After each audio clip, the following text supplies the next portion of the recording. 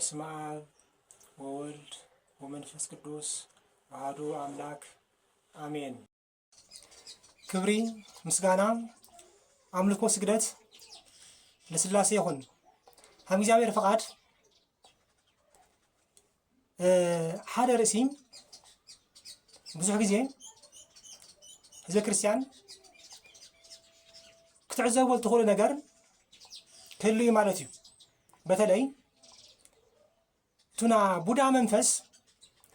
ትለዓል ተሎ ብዙሓት ሰባት ብዙሕ ሓሳብ የልዕሉ ማለት እዩ። ገገሊኦም ጭራሽ ሰይጣን ልበሃል ነገር የለይ፣ ጋኔን ልበሃል ነገር የለይ፣ እዚ ስሉኻ ደቂ ሰባት ብጭንቂ ዝወለድዎ ናይ ጭንቂ ሓሳብ እዩ፣ ደቂ ሰባት ባዕሎም ፈጠርዎ ናይ ባዕሎም ውፅኢት እዩ፣ ብስሩ ሰይጣን ልበሃል ነገር የለይ ኢሎም ክናገሩ ዝሓስቡ ሰባት ትርኢ ማለት እዩ። ገገሊኦም እንደገና ዝተፈለጠ እስካብ ሕዚ እውን ዘሎ ማለት እዩ። ሰብ ክበልዕ ከም ዝኽእል ይኣምኑ ማለት እዩ። ሰብ ይበልዑ ይላበሉ ለዓመታት ተቐሚጦም ሕዚ እውን ከምኡ ላበሉ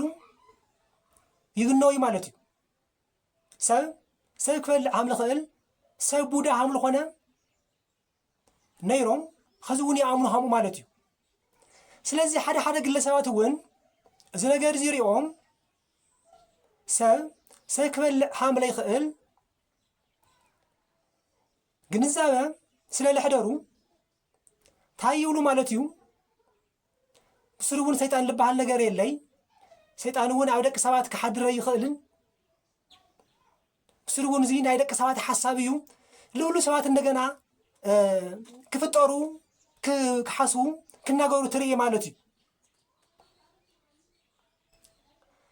እዚ ግን ክልቲኡ ኣደገኛ ዝኾነ ጫፍ ወይ ድማ ፅንፊ እዩ ማለት እዩ። ክልቲኦም ሓደ እዮም። እቲ ሰይጣን የለይ ልብል እውን እቲ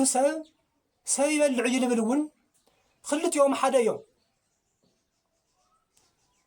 ምክንያቱ እውን እቲ ሰይጣን የለይ ልብል እውን ብእግዚአብሔር ፈጣሪነት ብሰይጣን ፍጡርነት ለይኣምን እዩ ማለት እዩ። ሓደ ሰይጣን ልበሃል የለይ ልብል ሰብ ብስሩ እውን ናይ መላእክቲ ፍጥረት እውን ይርዳእ እዩ ማለት እዩ። ደቂ ሰባት እውን ከም ዝተፈጠሩ ኣይኣምኒ ማለት እዩ። ብመሰረቱ እውን እዚ ናይ ሓደ ምሁራት ኢና ባህልቲ ሰባት ችግር እንድዩ ዓለም በቃ ብተፈጥሮ ባዕላ ዝተፈጠረት ወይ ደሞ ብሪዝን ብካሊእ ነገር ልረአ ልድህሰስ ነገር ዝኣምኑ ና ምሁራት ኢና ባህልቲ ሓሳብ እዩ ብጠቕላላት ነገር እዚ ማለት እዩ። ሰይጣን ልበሃል ነገር የለይ፣ ብስሩ እውን ሰይጣን ኣብ ደቂ ሰባት ክሓድረ ይኽእል ከምዚ ዓይነት ተሓሳስባ ኣይተምፅኡ ኢሎም ይሓስቡ ማለት እዩ። ስለዚ እቲ ዓብይ መሰረታዊ ነገር እቲ ሰይጣን ልበሃል ነገር ቡዳ ልበሃል ነገር የለይ ኢሎም ዝኣምኑ ሰባት እዞም ሰባት እዚኦም ብሰይጣን ወይ ድማ ብሳጥናኤል ድሓረ ዲያብሎስ ዝተባሃለ ሰይጣን ፍጥረት ብእግዚአብሔር ድማ ፈጣሪነት ለይኣምኑ ሰባት እዮም ማለት እዩ። ብኡ ልክዕ እንደገና ቶም ሰብ ክበልዕ ይኽእል እዩ፣ ሰብ ቡዳ እዩ ኢሎም ዝኣምኑ እንደገና ልክዕ ከምቲኦም እዚኣቶም እውን ብናይ ወዲ ሰብ ናይ ስላሴ ፍጡርነት ለይኣምኑ ናይ ሰይጣን እውን ማንነት ክርድኡ ለይኽእሉ ናይ ሰብ ክብሪ ናይ ሰብ ፍጡርነት ብኣርኣያን ብኣምሳልን እግዚአብሔር ምፍጣሩ ክርድኡ ለይኽእሉ ናይ እግዚአብሔር ፈጣሪነት እውን ብቕጥዑን ብልክዑን ክግንዘቡን ክርድኡን ለይኽእሉ ሰባት እዮም ማለት እዩ። ስለዚ ክልቲኦም ሓደ እዮም ልበልና ኣሎ መንገዲ እዚ እዩ ማለት እዩ። ሰይጣን የለን ልብልን ሰብ ይበልዑ እዩ ልብልን ወይ ድማ ሰብ ቡዳ እዩ ልብልን ክልቲኦም ሓደ እዮም ማለት እዩ። ስለዚ እቲ ሰይጣን ልበሃል ነገር የለይ፣ ቡዳ ልበሃል ነገር የለይ፣ ሰይጣን ወይ ደሞ ቡዳ ወይ ደሞ ማንም ዓይነት ርኩስ መንፈስ ኣብ ናይ ደቂ ሰባት ስጋ ክሓድረ ይኽእል ብስሩ እውን ሰይጣን ልበሃል ነገር መንፈስ ልበሃል ነገር የለይ ልብል እውን እዚ እውን ሓደ ጫፍ ኢሉ ባዕሉ ናይ እግዚአብሔር ፈጣሪነት ናይ ሰይጣን ወይ ደማ ብስሩ እውን ናይ ደቂ ሰባትን ናይ መላእክትን ፍጥረት ዘይቅበል ናይ እግዚአብሔር ፈጣሪነት ናይ ስላሴ ኣምላክነት ፈጣሪነት ለይቅበል ሓደ ጽንፍ እዩ ማለት እዩ። ከምቲ ንበልናዮ እቱ ሰብ ይበልዕ እዩ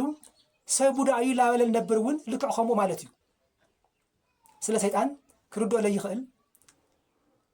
ናይ እግዚአብሔር ክብሪ ናይ እግዚአብሔር ጸጋ ናይ ኢየሱስ ክርስቶስ ድሕነት ናይ እግዚአብሔር መድሓኒትነት ናይ ወዲ ሰብ ስልጣንን ዓቕምን ተፈጥሮን ድማ ብልክዑ ክርዳእ ለይኽእል እዩ ዝብል ማለት እዩ። ናይ ሰይጣን ማንነት ናይ ሰይጣን ተንኮል ናይ ሰይጣን ሽርሒ ብስሩ እውን ልሕሊና ልሰከንድ እውን ግንዛቤ ዘይብሉ ሰብ እዩ ማለት እዩ። ምክንያቱም ናይ ሰብ ክብሪ ተልርድኦ ነይሩ ሰብ ከመይ ሃም ተፈጠረ ተልፈልጥ ነይሩ ናይ ሰይጣን ተንኮል እውን ተልርዳእ ነይሩ ብስሩ እውን ክብሪ ሰብን ክብሪ ኣምላክን ተልርድኦ ነይሩ ልሰብ ቡዳ ኣይመበለይ ወይ ደሞ ልሰብ በላዕ ሰብ ኣይመበለይ ምክንያቱም ናይ ሰብ ፍጥረትነትን ናይ ሰብ ክብርን ናይ እግዚአብሔር ፈጣሪነትን ናይ ሰይጣን ደሞ ተንኮልን ክርዳእ ይግባእ ነይሩ ማለት እዩ። ስለዚ ክልቲኦም ሓደ እዮም ማለት እዩ። ስለዚ ከምዚ ዓይነት ሓሳብ ክእለል ግቡእ ሓሳብ እዩ ማለት እዩ። ብስሩ እውን ክረኦ ልግቡእ ሓሳብ እዩ ማለት እዩ። ሰብ ብከምዚ ይድሕኒ ጋኔንሲ የለይ ስለለልካዮ ክትድሕኒኻ ማለት ይኾነ ልበለፀ ይልጫወተካ ሰይጣን የለይ ኢልካ ተኣሚንካሲ ልትድሕን ካብኡ ልትወፅእ ይኾነ እዩ። ሕዚ ናይ ቤተ ክርስቲያን ዕላማ ናይ እውን ከም ግለሰብ ናይ ማንም ሰብ እውን ሓሳብ ስለ ሰይጣን ከውግዕ ልደሊ ሰብ የለይ እቲ ዋና ዕላማ ግን እንታይ እዩ ሰብ ብከምዚ ይድሕኒ ሰብ ክድሕን ስለለዎ እዩ። ሰብ እንድሕር ሰይጣን የለይ ልብል ኮይኑ ልበለፀ እዩ ልሞት ልበለፀ እዩ ልጠፍእ ናይ ሰይጣን ምሕደሪ እዩ ልኾን ናይ እግዚአብሔር መንገዲ ክመፀእ ይኽእልን ናይ ሰይጣን ፍጡርነት ናይ እግዚአብሔር ፈጣሪነት ለይፈልጥ ሰብ ላብ ድሕነት ክመፀእ ይኽእልን ብናይ ሰይጣን ወጥመድ ብናይ ሰይጣን ተንኮል ጠፊኡ ይልቀር ማለት እዩ። ስለዚ እቲ ዕላማናታ እዩ ሰብ ናይ ሰይጣን ተንኮል ተረዲኡ ሰብ ክብሩ ምዃኑ ፈሊጡ ሰብ ኣኽቢሩ እግዚአብሔር እውን ፈሊጡ ክድሕን ስለልግባእ እዩ ማለት እዩ። ስለዚ ሰይጣን የለይ ስለበለኻ ሰብ ክድሕነ ይኽእልን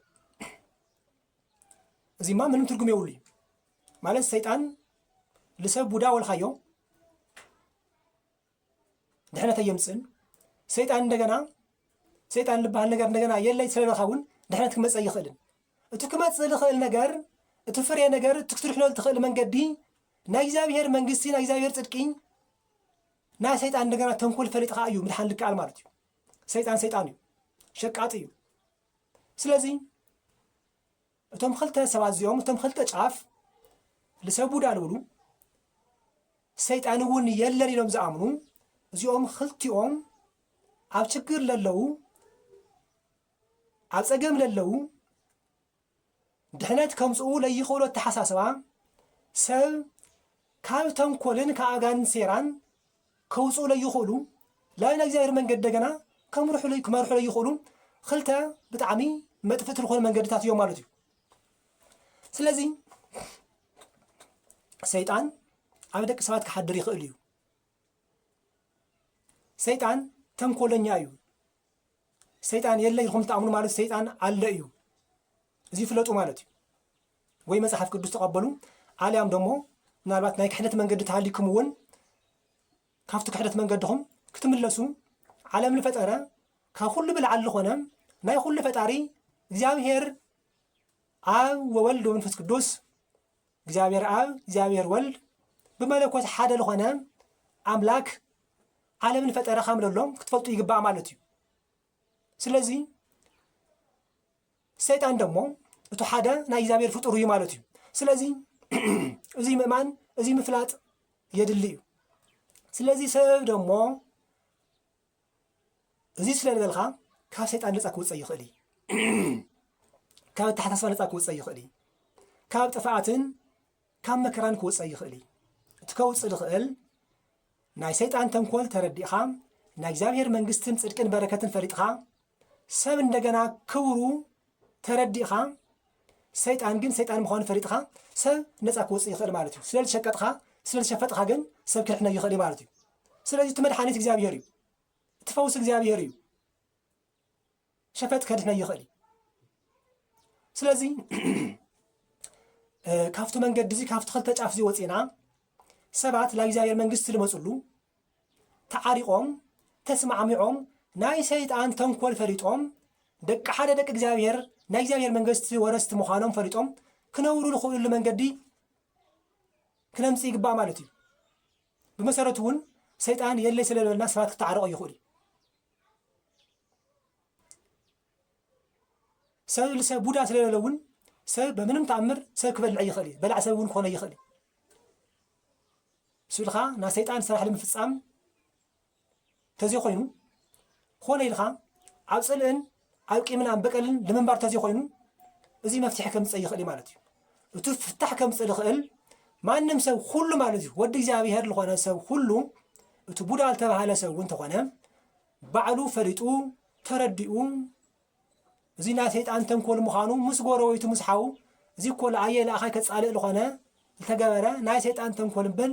ኣነ እኮ ለሓስቦ ዝፈልጦ ነገር እኮ የብለ ኢሉ ብግልፂ ክዋግዕ ይግባእ ማለት እዩ ብግልፂ ክነጋገር እዚ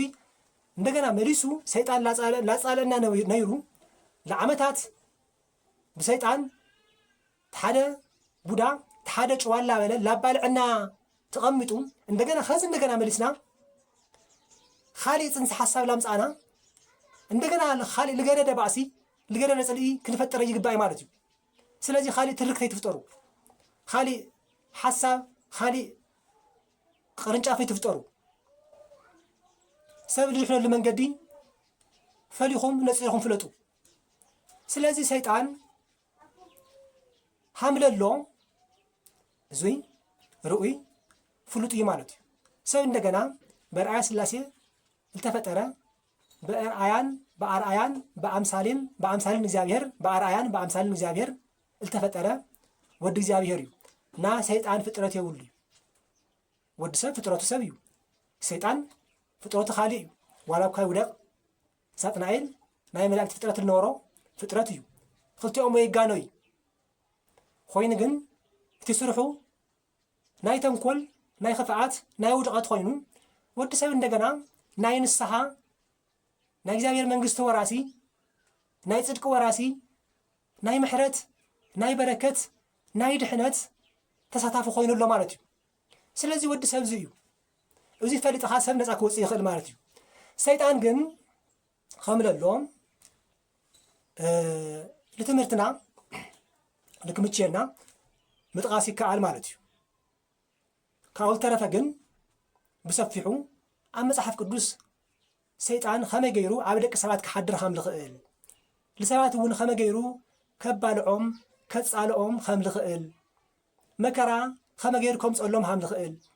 ፈተና ጾር ከመይ ገይሩ ከምፀሎም ከም ዝኽእል ብሰፊሑ ምንባብ ይከኣል ማለት እዩ ግዜኡ ግን ራእይ 12 ንርኢ ማለት እዩ ዮሃንስ ራእይ ምዕራፍ 12 ኣብ ቁፅሪ 9 ከምዚ ይብል ማለት እዩ እቲ ንኩላ ዓለም ዘስሕታ ዘሎ ዲያብሎስን ሰይጣንን ልበሃል ዓብይ ገበል እቲ ናይ ጥንቲ ተመን ተደርበየ መላእኽቲ እውን ምስኡ ተደርበዩ ይብል ማለት እዩ ምዕራፍ 12 ቁፅሪ 9 ኣብዚ ምዕራፍ እዚ ምዕራፍ 12 ቁፅሪ 12 እንደገና ከምዚ ይብል ስለዚ ኣቱም ሰማያት ኣብ ዓታቶም እትነብሩ እውን ተሓጎሱ ይብል ኣቱም ሰማያት ኣብ ዓታቶም እትነብሩ እውን ተሓጎሱ ኣቱም ምድርን ባሕርን ግና ዲያብሎስ ቅሩብ ዘመን ከም ዘለዎ ፈሊጡ ብብርቱዕ ቁጥዐ ወሪድኩም ኣሎ እሞ ወይለኹም ይብል ማለት እዩ ስለዚ ሰይጣን ኣሎ እዩ ስለዚ ዲያብሎስ ኣሎ እዩ ዲያብሎስ የለ ይልትብሉ ንሰብ እውን በላዕ ሰብ ልትብሉ ኩሉ እቲ ስራሕ ናይ ዲያብሎስ ግብሪ እዩ ማለት እዩ ናይ ሰይጣን ስራሕ እዩ ማለት እዩ ናይ ዲያብሎስ ግብሪ ፍጻሜ ማለት እዩ ስለዚ ዲያብሎስ እቲ ናይ ጥንቲ ጸላኢ እቲ ናይ ጥንቲ ተመን ላብ መሬት ተደብርዮ ኣሎ ኣብ ምድርን ኣብ ባሕርን እትነብሩ ደሞ ዲያብሎስ ቅርብ ዘመን ከም ልቐረዮ ፈሊጡ ላብ መሬት ወሪዶ ኣሎሞ ወይለኹም ይብሎ ኣሎ ማለት እዩ ስለዚ ክንጥንቀቕ ይግባእ ክንጨቃጨቕ ይግባእ ክንፈላለ ይግባእ ክንሓብር ይግባእ ናይ ሰይጣን ተንኮል እንደገና ክንፈልጥ ይግባእ ማለት እዩ እግዚአብሔር ርድኢቱ ፍቅሩ ሰላሙ ሓድነቱ ክበና ናዩ ቅዱስ ፈቃድ ይኹን ወስብሐት ለእግዚአብሔር አሜን